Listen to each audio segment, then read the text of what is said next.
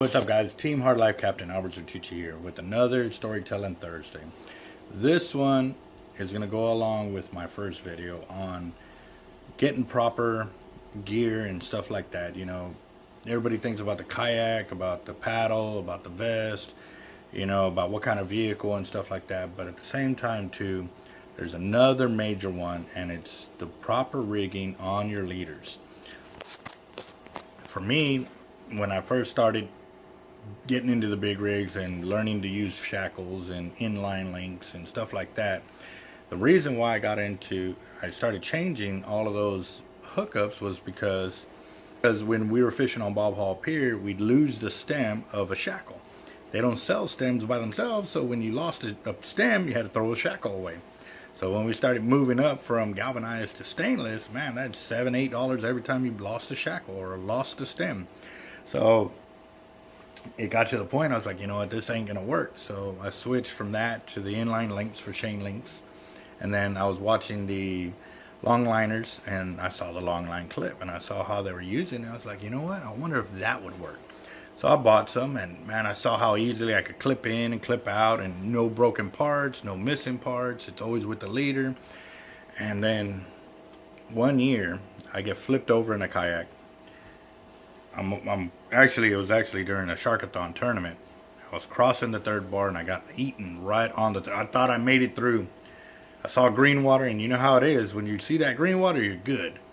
Well, what ended up happening right as I got into the green water, I got happy. I started paddling faster. A wave caught me, and literally, as soon as I came into the green water, it picked me up, and there was nothing I could do. Washed me back. Well, everything was fine until I could feel something around my legs. And so I reached down with one hand because I still had the kayak in the other, and I could feel the leader tighten up, and my legs came together, and I'm stuck underwater, and I'm getting pulled by the kayak this way. The waves are coming in and hitting it, and I'm stuck underwater. So again, yes, I was wearing my vest at this time because we knew it was big waves and stuff like that. But now I was in a different kind of hurt.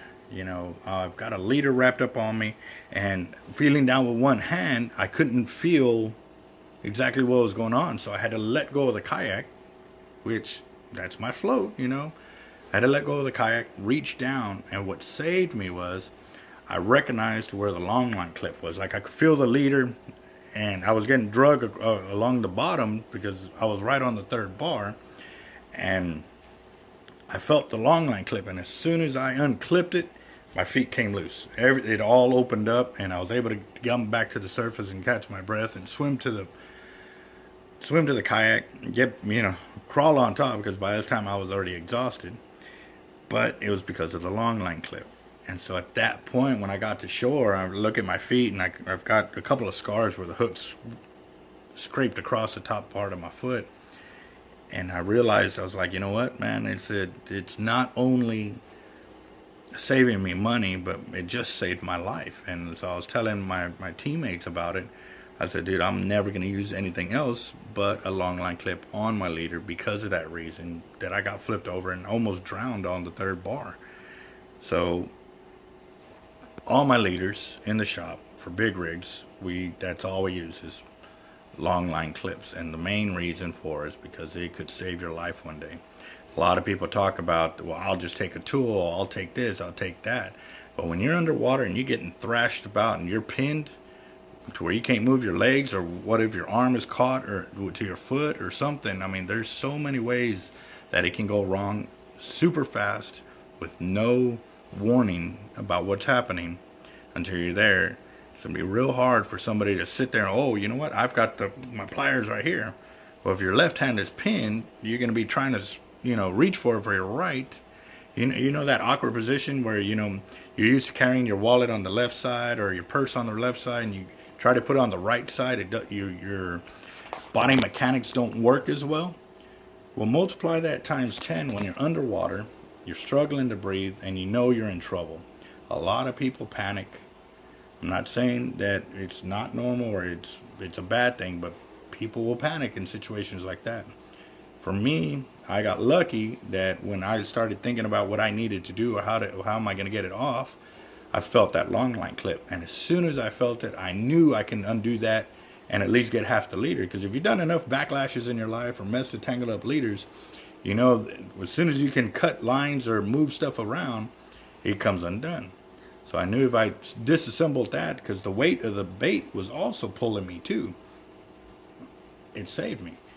And now I've got about 12 of our customers that have bought our leaders that have gone out and listened to, they listen to my stories, you know, when I talk about what can happen or why I do what I do, and it saved their life. And I'm like I said, it's not once, it's not twice, it's about a dozen times.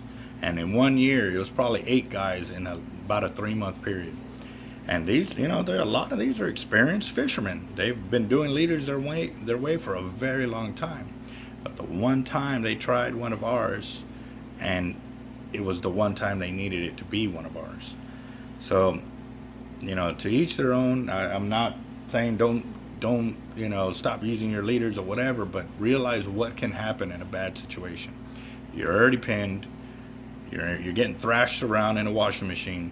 You know, trying to remember where a tool is on your vest or this and that, or what if it gets pulled out and you can't find it. Rely on your parts that are easily maneuvered by your hands. And, you know, with the long line clip, I mean, even for me, it was hard because I was pinned up against my skin and I had to wiggle it a little bit to get it undone, but I was able to get it undone. And then everything came apart. Talk about a breath of fresh air. It really, you know, it dawned on me at that point. And now I've seen where I've used long line clips to help pull the hooks out of the shark's mouth and so forth.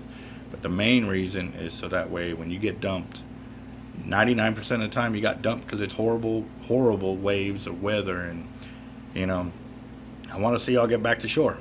So it's just some food for thought, guys. That's the reason why I use long line clips on our leaders. For all my teammates, for anybody I show how to fish. It's that main reason right there. On that one time that you get pinned, that you can be able to disassemble your leader just by touching, by knowing what to look for and not having to use any tools. So, all right, guys, like I said, you know, shark fishing season is going to be hot. It's going to be hot. There's going to be a lot of fish get caught, and I want to see all those great catches. So again, y'all be safe, and I'll see y'all out in the water next time. All right, laters.